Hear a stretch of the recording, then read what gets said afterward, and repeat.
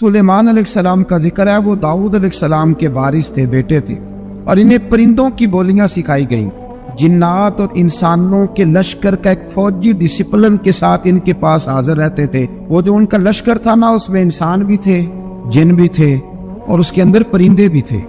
ان کا لشکر تھا، وہ ہمیشہ ان کے پاس رہتے تھے۔ حضرت سلیمان علیہ السلام گزر رہے تھے تو ایک مقام سے آپ گزرے جہاں چیونٹیاں بڑی کثرت کے ساتھ تھیں۔ تو ایک چیونٹی جو ان چیونٹیوں کی سردار تھی، ان چیونٹیوں کی بڑی تھی، اور مفسرین کرام نے یہ بھی لکھا ہے کہ وہ تھی بھی، ایک آنکھ اس کی کوئی نہیں تھی، ایک ٹانگ اس کی کوئی نہیں تھی، لیکن اس حال میں بھی وہ چیونٹی جو تھی وہ چیونٹیوں کی قیادت کر رہی تھی۔ تو حضرت سیدنا سلیمان علیہ السلام کا لشکر جب وہاں سے گزرا تو وہ کہنے لگی یا ایھا النمل ادخلوا مساکنکم، کہنے لگی چیونٹیوں اپنے بلوں میں گھس جاؤ، کہیں ایسا نہ ہو کہ سلیمان علیہ السلام کا لشکر بے دہانی میں سلیمان کا لشکر توجہ نہ کرے اور تمہیں پاؤں کے نیچے مسل دے، لہذا اس طرح کرو کہ تم اپنے اپنے بلوں میں گھس جاؤ۔ حضرت سلیمان ابھی 3 میل دور تھے، تمام مفسرین نے لکھا ہے 3 میل دور تھے، تو وہاں سے چیونٹی بولی تو قرآن کہتا ہے کہ حضرت سلیمان اس کی بات سن کے ہنس پڑے، فتبسم ضاحکا، آپ اس کی بات سن کے ہنس پڑے۔ دیکھو یہ چیونٹی کیا کہہ رہی ہے، ذرا غور کرنا بات پر کہ حضرت سلیمان 3 میل دور فاصلے پر چیونٹی کی بات بھی سن لیتے۔ مولوی نے قرآن کی آیت پکی یاد کر لی، انا بشر مثلکم، کہتا ہے حضور نے کہا میں تمہاری طرح کا بشر ہوں، نبی ہماری طرح ہوتے ہیں جی۔ تو وہ تو 3 میل دور چیونٹی کی آواز سن لیتے تھے، اس کے کان میں چیونٹی رکھو بلا، اسے کہو کہ بتا بلا کیا کہتی ہے، وہ جو بتائے گا پھر دوڑ لگا دے گا شاید، کان میں رکھو اس کو، کہو بتا چیونٹی کیا کہتی۔ اور اگر یہ لفظ نہ ہوتے قرآن کے کہ جب انہوں نے سنا تو ہنس پڑے، یہ جملے نہ ہوتے تو شاید اس کو بھی نہ مان، لیکن حضرت سلیمان نے سنی چیونٹی کی بات، اور اب اگلی بات کہنے لگا ہوں، بڑے خوبصورت لفظ لکھے ہیں مفسرین نے، فرماتا ہے دیکھو ایک چیونٹی نے ایک جملہ بول کے اپنے قبیلے کی خیر خواہی کی، تو رب نے اس کا جملہ بھی قرآن میں بیان فرما دیا۔ تو جو ساری زندگی لوگوں کو جملے بول بول کے کہے رب رسول کی طرف آ جاؤ، تو اللہ قیامت میں اس کی بات کو قائم نہیں فرمائے گا۔ جو بھی کسی کی خیر خواہی کرے وہ ایک جملہ بول کے کرے، اور وہ بھی چیونٹی، تو اگر اللہ اس کا ذکر قرآن میں باقی رکھتا ہے تو میں اور آپ اگر کسی کی خیر خواہی کریں گے تو انشاءاللہ ذکر باقی رہے گا۔ شرط یہ ہے کہ کرے خیر خواہی کرو، کسی کی ایک جملہ بول کے بھی کرو، چیونٹی بھی ہو تو اللہ قرآن میں ذکر باقی فرما دیتا ہے۔ تو اللہ تبارک و تعالیٰ نے اس بات کا ذکر قرآن مجید میں فرمایا، اس پر کئی کچھ لکھا ہے۔ اسی طرح سے ایک بات اور لکھی ہے ہمارے مفسرین نے کہ حضرت سلیمان ایک دن اسی طرح نکلے، قحط پڑ گیا تھا، بارش نہیں ہوتی تھی، تو حضرت سلیمان باہر میدان میں نکلے دعا کرنے کے لیے، خشک سالی۔ تو جب آپ گئے تو ایک چیونٹی اپنے پر پھیلا کے دعا مانگ رہی، تو رب کریم نے فرمایا سلیمان آپ واپس چلے جائیں، بارش آ جائے گی پر آئے گی چیونٹی کی دعا پہ۔ حضرت سلیمان نے عرض کی مولا میں بھی تو اتنا لشکر لے کے آیا ہوں نا، تو چلو ہمیں بھی دعا کر لینے دے، تو چیونٹی کی دعا پہ برسا دینا پر دعا کر لینے دے۔ فرمایا نہیں، آپ واپس جائیں، دعا نہ مانگے۔ یا اللہ کیوں؟ فرمایا چیونٹی کا دل ٹوٹ جائے گا، وہ تو کہے گی کہ یہ سلیمان کی لشکر دعا پہ پھر بارش آئی ہے، تو آپ نہ کریں تاکہ اس کے دل میں یہ بات رہے کہ نہیں میرے رب نے میری دعا پہ بارش فرمائی۔ آپ جائیں، آج بارش آئے گی پر آئے گی چیونٹی کی دعا۔ تو جو چیونٹی بارش کی دعا کرے قوم کے لیے، اللہ اگر اس کا ذکر قائم رکھتا ہے، تو جو اپنی قوم کے لیے ہدایت کی دعا کرے، اور کبھی کبھی گردن جھکا کے دیکھا کرو کہ دل میں رسول اللہ کی امت کا درد اگر کہیں حضور کی امت کا درد ہے تو پھر انشاءاللہ ذکر قیامت تک باقی رہے، پھر انشاءاللہ قیامت تک آنے والی نسلیں بھی آپ کا ذکر کرے گی اگر حضور کی امت کا درد سینے میں موجود ہے۔ اسی طرح سے پھر حضرت سلیمان کے لشکر میں نا ایک ہدہد نامی پرندہ بھی تھا، لشکر کا کارکن تھا پرندہ، ہدہد غائب تھا۔ تو حضرت سلیمان کہنے لگا کدھر گیا وہ ہدہد، نظر نہ آج آیا، سخت سزا دوں گا، یہاں تو کوئی اچھی خبر لائے گا، چونکہ وہ ہدہد پرندہ جاتا تھا تو خبریں لا کے دیتا تھا، ورنہ سزا دوں گا۔ اتنی دیر میں ہدہد بھی آ گیا۔ تو یہ پرندے جو کارکن ہوتے ہیں بڑے سیانے ہوتے ہیں، کبھی بندہ ناراض ہو تو صحیح خبریں لے آتے، تو صحیح خبر لے کے آ گیا۔ آتے ہی آ کے بیٹھا تو اس نے حضرت سلیمان علیہ السلام نے کہا کہاں تھے؟ عرض کرنے لگا حضور میں ملک سبا گیا تھا، وہاں ایک عورت حکمرانی کرتی ہے، اس کا نام بلقیس ہے، بہت بڑے تخت پہ بیٹھتی ہے، 80 گز اس کا تخت لمبا ہے، 40 گز چوڑا ہے، اور شاید 80 من کے 80 ٹن اس کا وزن ہے۔ تو حضور وہ سورج کو پوچھتے، حضرت سلیمان نے فوراً خط لکھا، فرمایا جا کے اسے میرا خط دے دو کہ یا تو کلمہ پڑھ کے ہماری فرما بردار بن جائے ورنہ تیار ہو جائے، جو اللہ کے غیر کو پوچھتے ہیں ہم ان کے خلاف جنگ کریں۔ وہ جب لے کے گئے نا خط، یہ حدود گیا تو وہ میٹنگ کر رہی تھی، اس کے وزیر مشیر سارے بیٹھے تھے، اس نے جا کے خط پھینک دیا ملکہ بلقیس کی جھولی میں۔ اس نے خط پڑھا تو ڈر گئی، وزیروں کو بلایا۔ حضرت سلیمان، قرآن کہتا ہے حضرت سلیمان نے کہا تھا خط پھینک کے نا تو سائڈ پہ ہو کے سننا۔ وہ کیا کہتا، بندوں کے لیے منع ہے، پرندوں کے لیے جائز ہے، بندوں کے لیے منع ہے سائڈ پہ ہو کے سننا۔ ہاں، جس کی جاسوسی کی ڈیوٹی ہو، کفر کی جاسوسی، اس بندے کے لیے بھی جائز ہے۔ تو یا ایک تو وہ پرندے تھے، دوسرا کفر کی جاسوسی کر رہے تھے، سائڈ پہ ہو کے سننے لگے۔ تو ملکہ بلقیس کہنے لگی اب کیا کرنا ہے، یہ خط آیا ہے۔ وہ کہنے لگے ہم تیار ہیں، آپ حکم کریں، ہم لڑنے کو تیار ہیں، لڑیں گے۔ وہ کہنے لگی نہیں، تیزی نہ دکھاؤ، قرآن مجید کہتا ہے کہ وہ کہنے لگی جب لڑائیاں ہوتی ہیں تو شہر تباہ ہوتے ہیں، ملک کھنڈر بن جاتے ہیں، لڑائی مسئلے کا حل نہیں ہے۔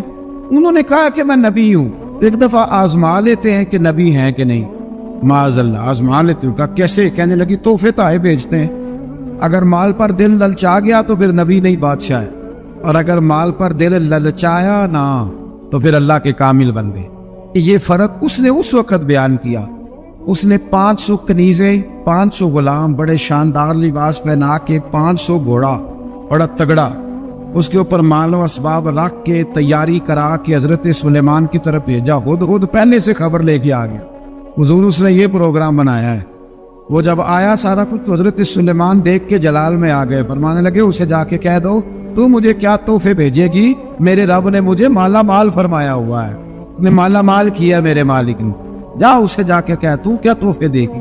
جب رب دیتا ہے تو پھر کوئی کمی نہ وہ نہیں چھوڑتا۔ بندے کیا دے سکتے ہیں، بندے تو بیچارے 10 دے کے تو 10 دن ان کی آنکھیں نہیں کھلتی۔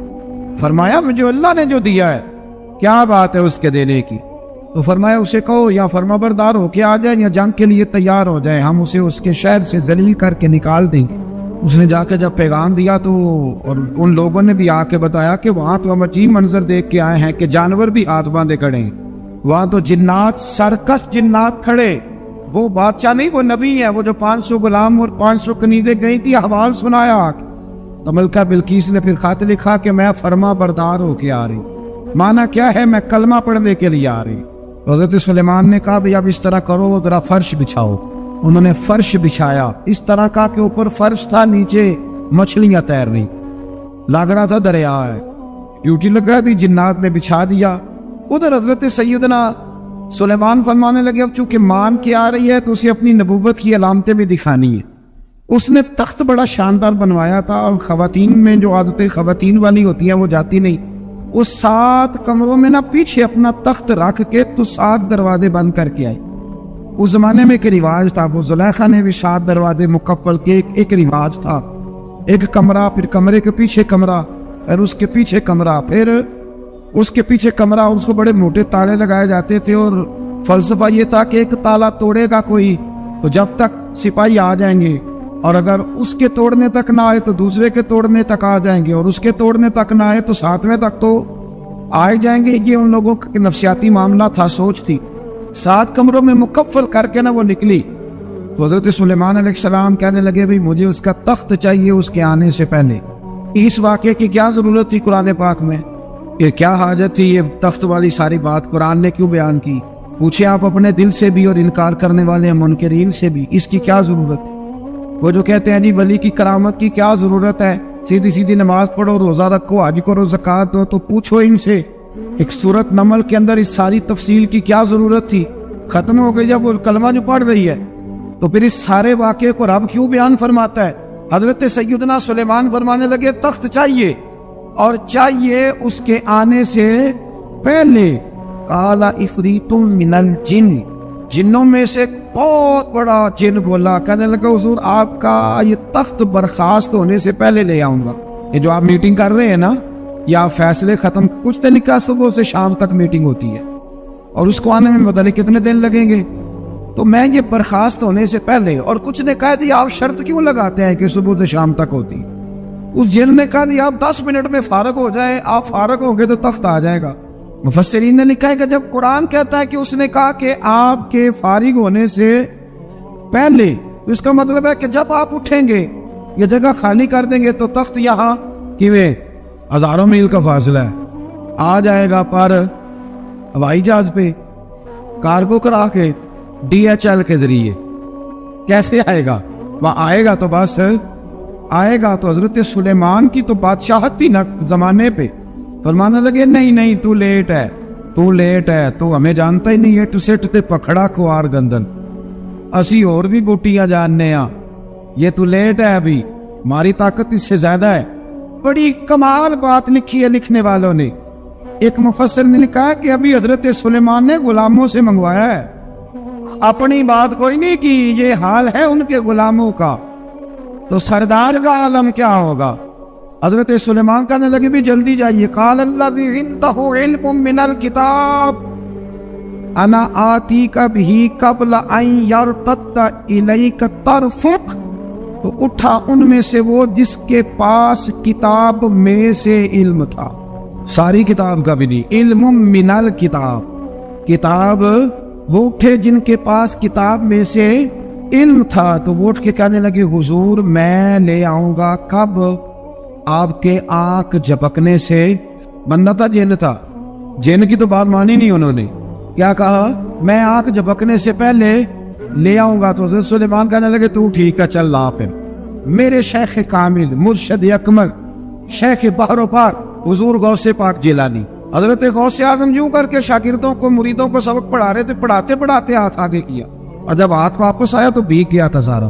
تو شاگرد کہنے لگے حضور یہ کیا ہے؟ فرمایا تمہیں نہیں سمجھ آئے گی، چھوڑو تمہارے والی بات نہیں، خاصاں دی گلامہ آگے نہیں مناسب کر دی، رہنے دو۔ تو کچھ وقت گزرا تو کچھ لوگ آ گئے، ابھی کلاس ختم نہیں ہوئی تھی، کپڑے بھیگے ہوئے ہو، وہ شاگرد پہلے ہی منتظر تھے، کہا تمہیں کیا ہوا؟ کہنے لگے دریا میں جا رہے، اچانک ہچکولے آنے لگے، تو ہم نے کوئی کسی بے عمل کا بازو تو نہیں نہ تھاما، ہم غوث اعظم کے ماننے والے ہیں، تو دریا میں کہا یا شیخ عبد القادر جیلانی شیئا للہ، اللہ کے راستے میں مدد کرو۔ تو کہنے لگے بس ایک ہاتھ ہی آیا ہے، اور یوں کشتی کھینچ کے باہر نکالی ہے۔ تو اب وہ شاگرد سارے چپ کر گئے، کہنے لگے جواب کیوں نہیں دیتے؟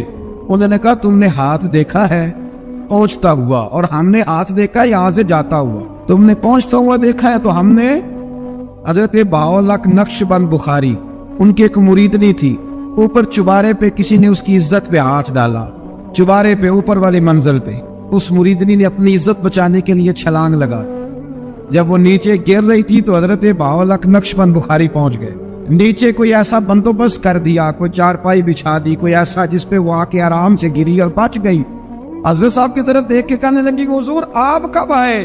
فرمانے لگے پتر جب تو چبارے سے چلی تھی تب میں بخارے سے چلا تھا، جب تو چبارے سے چلی تھی نا تب میں بخارے سے چلا تھا، اور تیرے نیچے آنے تک میں بھی پہنچ گیا ہوں، میں بھی مالیدہ کم راکھی کرنا، پل کچے ہون یا پکے، اے پیر مریداں دے سر تے رہندا ہے، اے جھوٹے ہون یا سچے، یہ پکی غلامی کریں یا کچی کریں، پیر کی بھی مجبوری ہوتی ہے، کیا کریں، پیر مریداں دے سر تے رہندا ہے، اے جھوٹے ہون یا سچے، کیا کیا جا سکتا ہے؟ لیکن نا نافرمان بیٹے کا بھی تو جائیداد میں حصہ ہوتا ہے نا، نافرمان بھی ہو تو جائیداد میں حصہ، تو چلو باپ ناراض رہے گا تو اللہ ناراض رہے گا، بات الگ ہے، پر جائیداد کا حقدار تو ہے نا، چاہے نافرمان ہی ہے۔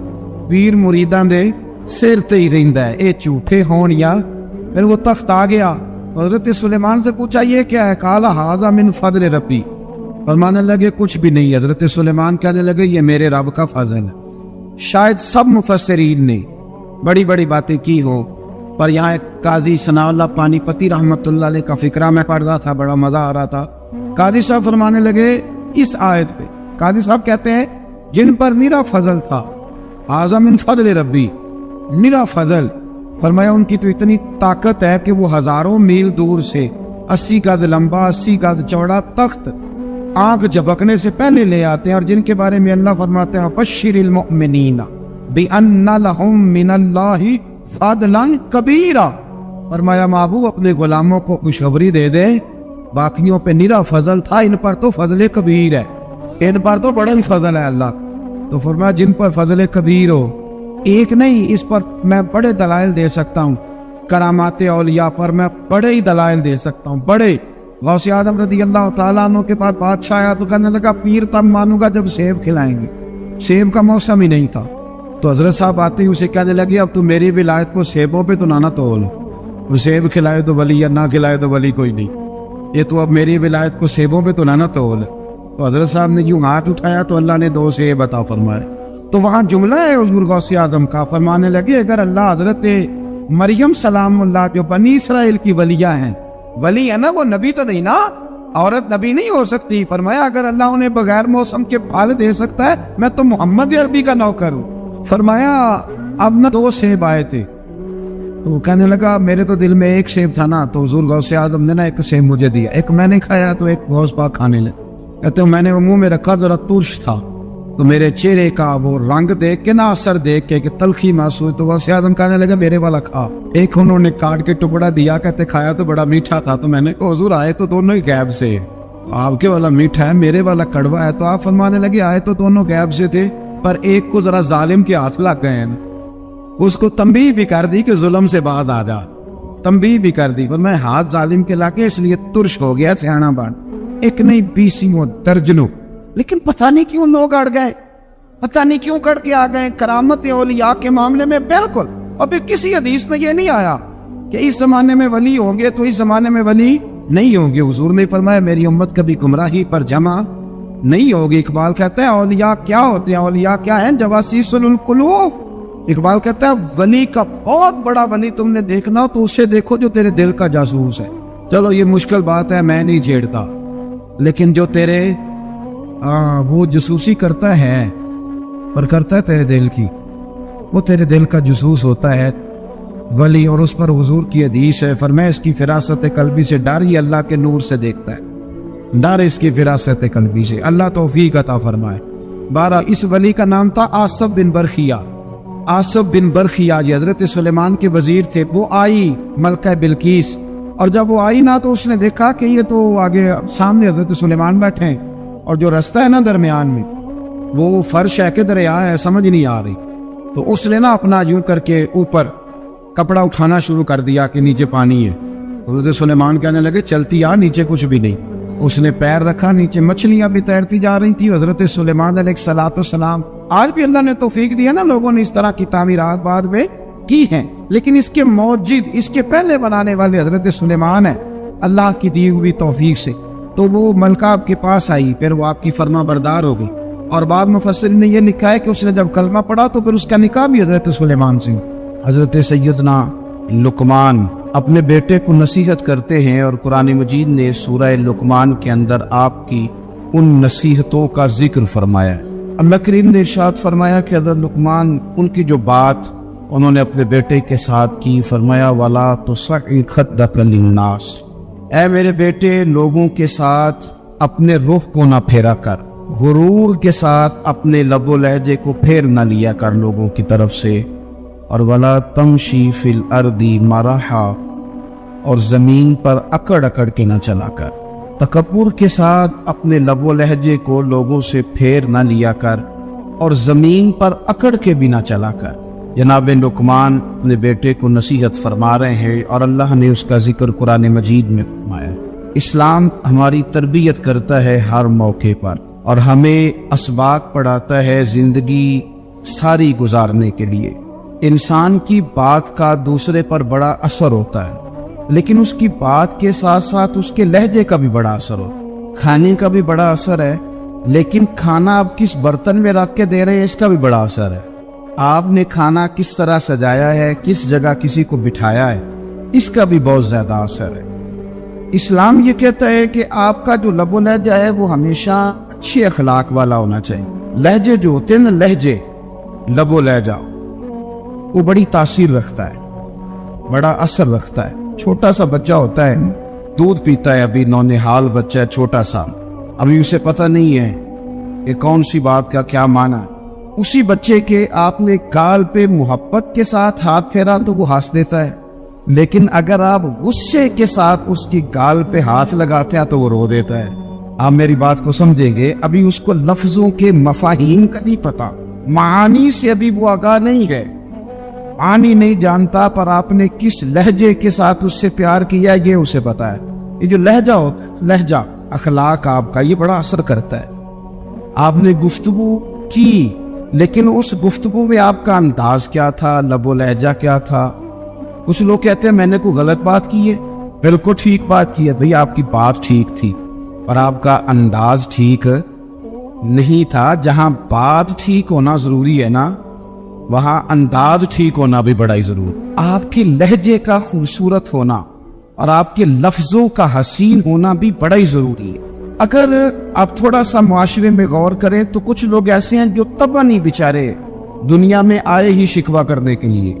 ان کے لہجے سے نہ ترش روئی برستی ہے, تلخی ہے. وہ جی میں فلاں آدمی کے پاس گیا تو اس نے میری بات نہیں سنی, فلاں شخص سے میری ملاقات ہوئی, میں نے وقت گزارا پر وہ بندہ ٹھیک نہیں نکلا, فلاں کے ساتھ میں آگے بڑھنا چاہ رہا تھا پر میرے معاملہ چل نہیں سکے. تو بھئی آپ دوسروں کو ناپتے اور تولتے رہے, آپ کو یہ دیکھ لینا چاہیے تھا کہ آپ کا انداز فکر ہی کہیں غلط نہ ہو. لہجے, اخلاق, یہ آپ کے لفظوں سے بھی زیادہ اثر بعض اوقات رکھتے ہیں. کسی نے کہا تھا کہ میرے لہجے میں غرور آیا تھا, اس کو حق تھا کہ شکایت کرتا تھا. میرے لہجے میں کچھ ایسا کہ جس پہ وہ بیچارہ پریشان ہو گیا, اب اس کا حق بنتا تھا وہ اس پہ شکایت کرتا. تو میرے عزیز, آپ بات کو یاد رکھیں گے کہ جو اخلاق ہے, آپ کا جو اخلاق ہے, جو آپ کا کردار ہے, وہ اپنی ایک خوبصورتی رکھتا ہے. اس لیے میرے نبی پاک صلی اللہ تعالی علیہ وآلہ وسلم نے فرمایا تم میں کامل مومن وہ ہے جس کا اخلاق زیادہ اچھا ہے. جو کہانیاں زیادہ سناتا ہے وہ نہیں, جو اپنی خدمات زیادہ بتاتا ہے وہ نہیں, جو باقی سب کی نفی کر کے کہتا ہے کہ دنیا میں کوئی بندہ ٹھیک نہیں صرف میں ٹھیک ہوں, وہ والا بندہ نہیں. بلکہ فرمایا جس بندے کا اخلاق زیادہ اچھا ہے. اخلاق دیکھیں, یہ جو آپ کا لہجہ ہوتا ہے نا, یہ بہت زیادہ اثرات مرتب کرتا ہے آپ کے گھر پہ بھی باہر. آپ اگر اپنی گفتگو میں باڈی لینگویج کو تھوڑا سا اچھا رکھیں, کچھ لوگ ایسے ہوتے ہیں جو بات بڑی صحیح کرتے ہیں پر کچھ زیادہ ہی باتیں کرتے ہیں. وہ زیادہ باتیں کرنے کی وجہ سے ان کی جو صحیح باتیں ہوتی ہیں ان کا بھی وزن خراب ہو جاتا ہے, کیونکہ وہ زیادہ باتیں کرتے, ہر وقت بولتے ہیں, ہر وقت بات کرتے ہیں. تو جب وہ ٹھیک بات بھی کر رہے ہوں تب بھی ان کی بات کا لوگ اثر قبول نہیں کرتے. لیکن اگر ان کا لہجہ باوقار ہو, بات وہ تھوڑی کرے پر جتنی کرے ذرا سونی کر کے کرے, گفتگو میں خود بخود اثر پیدا ہو جائے, بات اچھی لگے. اخلاقی رویے اگر لوگوں کے زیادہ اچھے ہو جائیں, ایک تو مسکرانے کا بل کوئی نہیں آتا, اس کے پیسے کوئی نہیں لگتے, اور یہ بھی شکر ہے ابھی تک اس پر ٹیکس بھی کوئی نہیں, یہ بھی مقام تشکر ہے. تو اگر آپ بات کریں اور اس میں تھوڑی سی مٹھاس پیدا کر لیں, آپ تھوڑی سی بات میں نا مٹھاس. میرے ایک کلاس فیلو ہے, تو وہ تقریر کر رہے تھے اور میں سن رہا تھا, تو مجھے بعد میں کہنے لگے آپ تبصرہ کریں میں نے کیسی تقریر کی ہے. یہ ہوتا ہے نا جی, بعض اوقات دوست بیٹھتے ہیں بے تکلف, تو کئی دفعہ کچھ باتیں ایسی ایک دوسرے کے ساتھ کرتے, تو مجھے کہنے لگی آپ بتائیں کہ میں بات کر رہا تھا تو کیسی تھی. تو میں نے کہا جب آپ بات کر رہے تھے تو میں ڈر رہا تھا, مجھے لگ رہا تھا کہیں آپ لڑ نہ پڑے. یہی آپ اطمینان سے بات کریں, آپ تسلی سے بات کریں, آپ خندہ پیشانی کے ساتھ بات کریں. میرے نبی پاک صلی اللہ تعالی علیہ وسلم نے فرمایا, مسلم شریف کی حدیث ہے, حضور فرماتے ہیں نیکی کو کبھی چھوٹا نہیں سمجھنا, نیکی کو حقیر نہیں سمجھنا. کچھ نہ ہو سکے تو اپنے بھائی سے مسکرا کے بات ہی کر لیا کرو, بات کرو تو تمہارے لہجے میں ترش روئی نہ ہو. بعض اوقات آپ تلخ بات کرتے ہیں, آپ کا لہجہ تلخ ہوتا ہے تو آپ کی صحیح بات بھی قبول نہیں کی جاتی. لیکن اگر آپ کے لہجے میں مسکراہٹ ہو, آپ کے لہجے کے اندر خوبصورتی ہو, تو آپ کے اپنے بھی آپ کے بیگانے بھی سب کے سب آپ کی بات کو تسلی کے ساتھ سمجھنا وہ گوارا کریں گے. اسی طریقے سے ہمارا دل کرتا ہے کہ لوگ ہماری بات سنیں, ہمارے گرویدہ ہوں, ہم جو پیغام دینا چاہتے ہیں وہ پیغام لوگ اچھے طریقے سے قبول کریں, اس پر لوگوں کی توجہ زیادہ ہو, یہ ہمارا شوق ہوتا ہے. اور دنیا میں اب تو فیمس ہونے کا شوق بڑا بڑھ گیا ہے, اب بڑا بڑھ. اب تو لوگوں کو نا شاید لوگ مقبولیت اسی کا نام لیتے ہیں کہ میرے اتنے لائکس ہیں, اتنے فالور ہیں, اتنے سارے لوگ ہیں, تو شاید میں بڑا مقبول ہوں. یاد رکھنا, قابلیت سے زیادہ قبولیت ضروری ہوتی ہے. फॉलोवर क्या करेंगे अगर रब भी राजी ना हुआ तो? लाइक्स क्या करेंगे? अगर तो कबूल हो जाए तो फिर चलो किसी लाइक्स का भी फायदा है, किसी फॉलोवर का भी। और अगर कबूल ना हो तो फिर कोई फायदा। जिन्हों प्रीतम अपना आखे ही ना, वो अजय सुहागन हो ही नहीं। तो जब वो कबूल कर ले फिर तो बड़ी बात है, और अगर कबूलियत ना हो तो फिर बड़े बड़े मजमे भी कोई फायदा नहीं देते। हमारी ख्वाहिश होती है कि लोग हमें जाने, लोग हमें पहचाने, हमारा बड़ा नाम हो, हमारा बड़ा जिक्र हो, हमारे बड़े तज़किरे हो। तो मेरे नबी पाक सल्लल्लाहु तआला अलैहि वसल्लम ने इरशाद फरमाया, हजरत अबू हुरैरा रज़ी अल्लाह तआला अन्हु रवायत करते, हुजूर फरमाने लगे, तुम माल के जरिए लोगों को अपना गर्विदा नहीं बना सकते, पैसे दे के लोगों को पीछे नहीं लगा सकते। कितने को दोगे? देखिए ना, पैसों से तो बंदे का लालच शुरू हो जाता है। एक दफा दे, फिर दूसरी दफा दे, फिर तीसरी दफा दे। रोज देंगे तो बंदा राजी होगा, और अगर आपने 99 दफा दिया, एक दफा नहीं दिया तो वो नाराज हो जाता है। तो कितना को लालच पूरा करेंगे? तो हबीब पाक अलैहिस्सलातु सलाम फरमाने लगे, तुम पैसे दे के लोगों को अपना गर्विदा नहीं कर सकते। हाँ, खंदा पेशानी से, हुस्ने अखलाक से मिलोगे तो लोग तुम्हारे गर्विदा हो जाएंगे। तुम्हारा अखलाक, तुम्हारी खंदा पेशानी, तुम्हारा अच्छा किरदार, ये लोगों को गर्विदा कर सकता है। मालो दौलत से लोग गर्विदा नहीं होते। तो हमारा वो जो रोजमर्रा का लोगों के साथ ताल्लुक है, लबो लहजा है। मैंने देखा है बहुत सारे लोग ऐसे हैं जिनके साथ लोग आना जाना, मिलना बैठना आहिस्ता आहिस्ता छोड़ देते हैं। और वो किस लिए छोड़ देते हैं? वो उनके रवैये की वजह से छोड़ देते हैं, उनके अंदाजे फिक्र की वजह से छोड़ देते हैं, उनके शिकवों की वजह से छोड़ देते। मिजाज होते हैं ना हमारा कि हमें शौक होता है ताल्लुक ज्यादा लोगों के साथ हो, और फिर ये भी शर्त होती है कि मैं जिसके पास जाऊं वो मुझे यही कहे कि तू मेरे साथ ही प्यार कर। एक साहब मुझसे कहने लगे कि ये मैं महफिल कराता हूँ, आप भी तशरीफ लाएं, और मैं 20 उलमा को बुला चुका हूँ, और बड़े बड़े नामवर नाम उन्होंने मेरे सामने लिए। मैंने उनसे पूछा कि जो नाम आपने लिए और आपकी तस्वीरें भी साथ हैं, मैं अल्हम्दुलिल्लाह तस्लीम कर गया हूँ आपकी बात को, लेकिन सवाल मेरा ये था कि क्या आप नमाज भी पढ़ते हैं? 21 उलमा को आपने बुलाया या 20 को बुलाया और बड़े बड़ों को बुलाया, और मुझे भी आप दावत पेश कर रहे हैं, तो नमाजी भी आप है, नमाजी भी है। कहने लगे आप दुआ करें मैं नमाज पढ़ना शुरू करूं। मैंने उनसे कहा, खुदा के बंदे, अब अगर तू किसी और को बताएगा कि 20 इतने इतने बड़े लोगों से मेरा ताल्लुक और पढ़ता मैं नमाज भी नहीं, तो लोग क्या सोचेंगे कि 21 मौलवी मिलके भी एक बंदे को नमाजी नहीं बना सके। तो आप अपने लबो लहजे से सिर्फ बातों से गर्विदा किसी को कर लेंगे। आप ये देखिए कि अखलाक किस तरह का है, लहजा किस तरह का है, आपकी बात करने का अंदाज कितना हसीन है, उस लफ्ज के अंदर हुस्न कितना ज्यादा है। नबी पाक सल्लल्लाहु अलैहि वसल्लम भी तबलीग फरमाते, हम भी तबलीग करते। मैं और आप जब तबलीग करते हैं तो उस तबलीग के अंदर शिकवा होता है और तनकीद होती है, और बाज़ जगह मैंने ये भी देखा है कि तंज होता है। तंज, हम दूसरे को दे दीन की दावत रहे हैं, लेकिन हमारे लबो लहजे से तंज और तुशरुई छलकती है। तू दौलत के पीछे लग गया है, तू बिल्कुल जाहिल है, तू बिल्कुल, तेरे खानदान में से भी कोई नहीं इधर आता। आप तंज कर रहे हैं, आप दावत दीन नहीं दे रहे। दावत दीन तो गुलदस्ते में रख के पेश की जाती, उसकी तो एक खूबसूरती है, उसका तो एक हुस्न है, उसकी तो अपनी एक जाज़बियत है, उसकी अपनी एक नूरानियत है। सहाबा इकराम अलैहिम रिदवान फरमाते हैं कि हज़रत साद बिन मुआज़ रज़ियल्लाहु तआला अन्हु का जनाजा था। अल्लाह के प्यारे महबूब सल्लल्लाहु तआला अलैहि वसल्लम ने जनाजे की इमामत फरमाई, और जनाजे की इमामत के बाद अभी ना कब्र के तैयार होने में कुछ टाइम बाकी था, तो हुजूर जमीन पे तशरीफ फरमा हुए।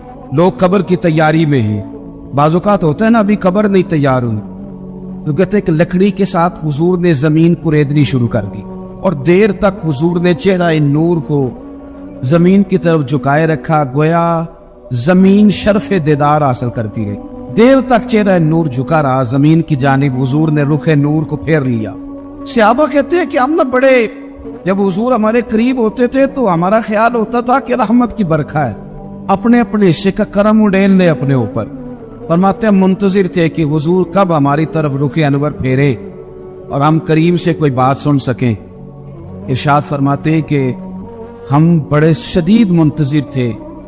देर के बाद नबी पाक अलैहिस्सलातु सलाम ने चेहरा अनवर उठाया, یہ دیکھیے تبلیغ ہو رہی ہے، اور جب حضور نے چہرہ انور اٹھایا تو آنکھوں میں آنسو تھے، رو رہے تھے، اور 3 دفعہ حضور نے فرمایا، کیونکہ قبر تیار ہو رہی تھی، 3 دفعہ نبی کریم نے فرمایا لوگوں قبر آخرت کی منزلوں میں سے پہلی منزل، اس کی تیاری کر لو، اس کی تیاری کر لو، اس کی تیاری کر۔ 3 دفعہ حضور نے یہ جملے دہرائے، کیوں؟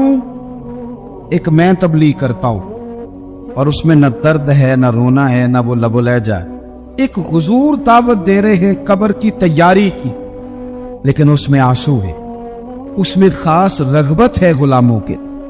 اپنی زندگی کے اندر جو ہمارا انداز تکلم ہے، ہمارا انداز گفتگو ہے، میں کہا کرتا ہوں کہ ہم نا دین کے لیے جب کلام کر رہے ہوتے ہیں تو شدت ہوتی ہے ہمارے جملوں کے اندر، بعض مقامات شدت کے ہوتے ہیں، آپ جہاد کی بات کر رہے ہیں، ناموس رسالت کی بات کر رہے ہیں، تو کسی جگہ آپ کے لب و لہجے کے اندر شدت کا ہو جانا برا نہیں ہے، بلکہ وہ اچھا ہے۔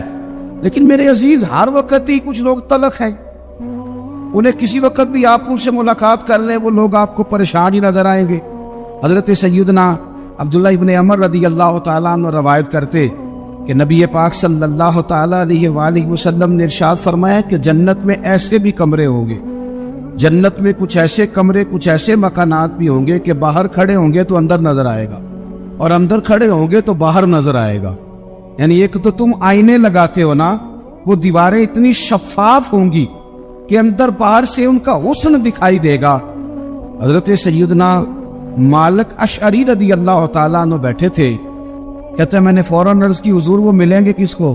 وہ جو اتنے حسین گھر ہوں گے کہ دیواریں ہی شیشے کی محسوس ہوں گی، اندر باہر سے حسن کے جلوے دکھائی دیں گے، حضور وہ ملیں گے کسے؟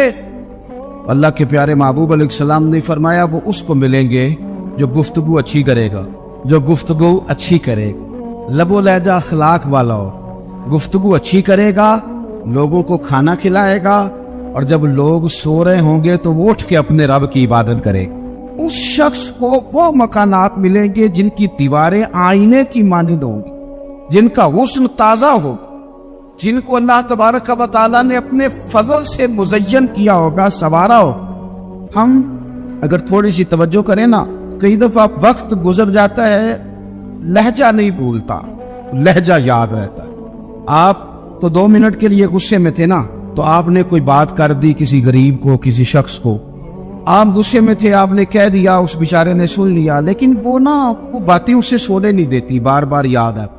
وہ آپ کے ساتھ تلخ کلام کر دے نا، کبھی تلخ گفتگو کر دے، بندہ جب سامنے آتا ہے وہ باتیں یاد آ جاتی، اور وقت گزر جاتا ہے۔ لڑائیاں ہمیشہ چل نہیں سکتی، لڑائی کتنی دیر کی ہوتی ہے؟ 1 دن کی، 2 دن کی۔ قتل بھی ہوں تو اگر قاتل کو پھانسی بھی ہو جائے تو پھانسی کے بعد بالآخر لڑائی تو ختم ہو ہی گئی نا۔ لڑائی ہمیشہ چلتی، تلخی ہمیشہ چل سکتی نہیں۔ تلخی روٹین میں چلنے والا سکہ، کوئی سکے روٹین میں چلتے وقتی ہوتے، یہ جو غصے کا لب و لہجہ ہے، تلخی کا سکہ، یہ بھائی روٹین میں نہیں چلتا، اس نے ایک نہ ایک دن ختم ہو جانا ہے۔ روٹین میں پیار ہی چلتا ہے۔ حضرت جابر ابن عبداللہ کہتے ہیں حضور پہلے دن مدینہ منورہ آئے، میں زیارت کے لیے گیا تو میں نے مسکراتے دیکھا، 10 سال میں دیدار کرتا رہا، اور وصال سے چند دن پہلے بھی میں نے زیارت کی تو مدینے والے محبوب کو مسکراتے ہوئے ہی دیکھا ہے۔ یہ جو آپ کا لب و لہجہ ہے نا، اخلاق والا، حسن والا، مسکرانے والا، یہ لب و لہجہ نا ذرا لمبا چلتا ہے، یہ روٹین ہے، یہ روز چلے گا۔ یہ سکہ وہ ہے جو رائج الوقت رہتا ہے، یہ کبھی بھی ختم ہونے والا یہ خزانہ ہے۔ تو یہ جو آپ کا تلخ لب و لہجہ ہے، یہ روٹین نہیں۔ عارف رومی رحمۃ اللہ علیہ فرماتے ہیں کہ مثال دینے کے لیے یہ بات سمجھاتے ہیں، فرماتے ہیں ایک شخص جنگل میں لکڑیاں کاٹنے جایا کرتا تھا تو شیر سے دوستی ہو گئی، یعنی ڈائریکٹ بادشاہ سے دوستی ہو، اور بادشاہ بھی وہ جو جنگل کا بادشاہ ہے، جنگل کے بادشاہ سے دوستی ہو گئی۔ اب وہ لکڑہارا غریب آدمی تھا، لکڑیاں تو کاٹنی ہوتی تھی، تو وہ جنگل کا بادشاہ اعلان کر دیتا جانوروں کو کہ میرا دوست آیا، ایک تو کوئی تنگ نہ کرے، اور دوسرا یہ کہ سب لوگ مل کے اس کے ساتھ تعاون کرے۔ کبھی کوئی جانور لکڑیاں اکٹھی کراتا، کبھی کوئی اپنی پشت پہ گدھا، بیل، گھوڑا، خچر رکھ کے وہ لکڑیاں باہر چھوڑنے آتا۔ اب اس کی بڑی دھوم مچ گئی جنگل کے اندر، لکڑہارا مزدور تھا، وہ بادشاہ سے دوستی کر کے بادشاہ ہی بن گیا۔ گھر آ کے نا بیوی کو اکثر بتاتا کہ میرا ایک دوست ہے، میں جاتا ہوں تو ساری پہلے ہی مخلوق کھڑی ہوتی ہے میرے استقبال کے. دوستی جو بڑے سی ہو گئی. بنا ہے شاہ کا مصاحب تو پھر ہے اتراتا، وگرنہ شہر میں غالب کی آبرو کیا ہے. ہم نے تو پوچھتا ہی کوئی نہیں، یہ تو بنا ہے شاہ کا مصاحب تو پھر ہے اتراتا، وگرنہ شہر میں غالب کی آبرو کیا ہے. تو وہ لوگوں کو بتاتا، بیوی کو بھی بتاتا دوست ہے. تو بیوی کہنے لگی اتنی تو تعریفیں کرتا، یہ نہیں بتایا کہ وہ جنگل کا شیر ہے، بندیدہ دوست بتا دیا. بیوی کہنے لگ گئی کہ تو اتنا جو اس کا ذکر کرتا ہے تو کسی دن بلا کسی دن تاکہ اس کی دعوت کریں. اب اس نے پھر نہ اس کو پردے میں رکھا. کیا کہتے ہیں آج کل سرپرائز دینا ہے، اگر سرپرائز دینا ہے پردے میں رکھا کہ وہ شیر ہے. تو وہ بلا لیا گھر. اب اس کے لیے کچا گوشت، ظاہر ہے شیر نے کچا گوشت دکھانا تھا. وہ کہنے لگی پکانا کس طرح گئے؟ وہ کہنے لگا جب وہ آئے گا پھر بتاؤں گا. اب وہ کچا گوشت 2-3 بکرے ذبح کر کے ڈال دیے. وہ آ گیا شیر. اور پھر امی کہتے جب وہ آیا نا تو اس کی بیوی نے دیکھا، اس نے ایک سخت جملہ کہہ دیا. کہنے لگی اوہو میں سمجھی تھی پتہ نہیں کون ہے، اس طرح کے درندے تیرے یار ہیں، کتے بلے دوست بنائے ہوئے، یہ کیا بات ہوئی؟ خیر وہ شیر نے سن لی، گوشت کھایا، وہ چلا گیا. اگلے دن لکڑیاں کاٹنے گیا تو شیر نے ملاقات کرتے ہی لکڑہارے سے کہا کہ یہ نا کلاڑی اٹھا اور میری پشت پہ نا ایک زخم کر دے. اس نے کہا نہیں میں یہ کام نہیں کرتا، تو میرا دوست ہے. اس نے کہا سن بھائی میں نے پیار سے کہا تو مان جا، ورنہ میں ہوں شیر، میں نے تجھ سے منوائی لینا، میں کوئی تکلیف دوں گا مناسب نہیں تو کر. اس نے کلاڑی اٹھائی اور اس کی پشت پہ ایک زور سے زخم لگا دیا، خون بہنے لگا. اس نے کہا تو نے آج کے بعد آنا ہے، لکڑیاں کاٹنی ہے، تجھے کوئی کچھ نہیں کہے گا، بس یہ ایک حکمت تھی جو میں نے کیا ہے. قصہ مختصر. وہ آتا رہا، لکڑیاں ملتی رہی، خدمت بھی ہوتی رہی. 6-8 ماہ گزر گئے. ایک دن شیر اس سے کہنے لگا یہ میرے ذرا بال اٹھا کے دیکھ، وہ جو تو نے زخم لگایا تھا وہ کہاں پہ ہے؟ اس نے وہ بال اٹھا کے دیکھا تو زخم ملا ہی نہیں، کئی جگہ پہ ٹٹولا کا یار یہاں تھا یہاں تھا یہاں تھا. شیر نے پھر کیا کمال ہی جملہ کہا. اس نے کہا کہ وہ جو کلاڑی کا زخم تو نے لگایا تھا نا وہ مکمل ہو گیا، لیکن تیری بیوی کا جو لہجہ تھا اور اس کی جو تلخی تھی وہ آج تک میرے ذہن میں موجود، وہ ابھی بھی مجھے تکلیف دیتی ہے. تو بات سوچتا ہوں مجھے اس نے درندہ کہا، اس نے میرے بارے میں اتنے کچے اور کمزور اور سخت جملے کہے، تو وہ بات مجھے بھولتی، وہ آج بھی میرے ذہن میں اسی طرح گونجتی ہے. تلخ جملے جو اس نے کہے اور خوفناک جو انداز اس نے اختیار کیا، وہ بات مجھے کبھی بھی بھولتی. تو آپ کے لفظ لوگوں کو بھول جاتے ہیں پر لہجہ یاد رہتا ہے اگر ہم اپنے لہجے پر تھوڑی توجہ ہی کر لیں. کچھ لوگ کہتے ہیں جی میرا جی روٹین ہی یہ ہے بات کرنے کی، تو یہ یاد رکھنا کسی وقت ایسا بھی ہوتا ہے کہ شیر کو سوا شیر مل جاتا ہے. پھر ایسا نہ ہو کہ آپ کی تلخی کی جواب میں کوئی اس طرح کی تلخی ہو کہ پھر آپ اس کو کبھی بھلا نہ سکیں.